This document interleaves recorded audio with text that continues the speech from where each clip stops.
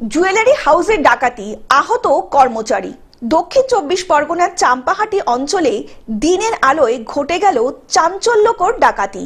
স্থানীয় Champahati gold jewellery হাউসে মঙ্গলবার দুপুরে হানা দেয় ৩ জন দুষ্কৃতী।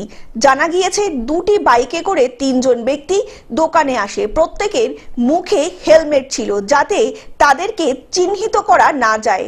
দোকানের মালিক অজয় মণ্ডল তখন বাড়িতে খেতে গিয়েছিলেন। সেই সুযোগে ৩ জন দুষ্কৃতী দোকানে ঢুকে লুটপাট চালায় এবং সুযোগ বুঝে প্রায় ৪০ লক্ষ টাকার সোনার গয়না লুট করে নেয়। অন্যদিকে দোকানের কর্মচারী শম্ভুনাথ চৌধুরী বাধা দিতে গেলে দুষ্কৃতীরা তাকে ধারালো অস্ত্র দিয়ে মারাত্মকভাবে জখম করে। গুরুতর আহত অবস্থায় তাকে স্থানীয় হাসপাতালে ভর্তি করা হয়েছে।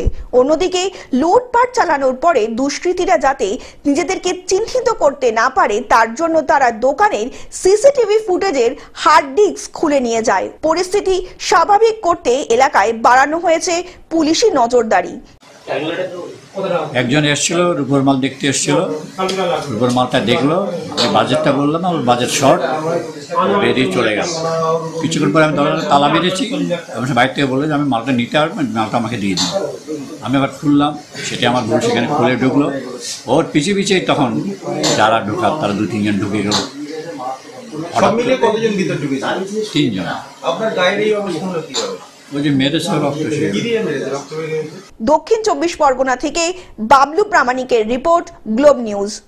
এখন থেকে গ্লোব টিভি দেখুন আপনার স্মার্টফোনেও। গুগল প্লে স্টোর অথবা অ্যাপল স্টোর থেকে ডাউনলোড করুন গ্লোব টিভি লাইভ অ্যাপ। এছাড়া জিও টিভি অ্যাপ থেকে দেখুন গ্লোব টিভি লাইভ।